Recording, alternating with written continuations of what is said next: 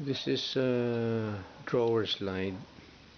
I saw one guy in the internet. He used this as the plunging mechanism for his drill press. He attached his electric drill here, made a stand, and then it became his drill press.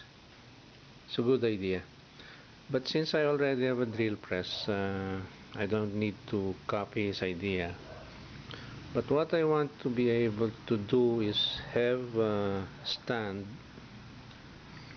where I could place my oscillating tool, my multi-tool, and make plunge cuts at a perfect 90 degrees.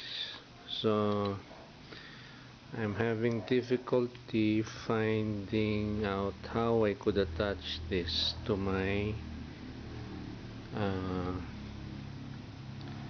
drawer slide. So if you have any ideas, just send them at the comment section below. Maybe the solution is just your idea. So thanks for watching. Time for coffee. Oh yeah.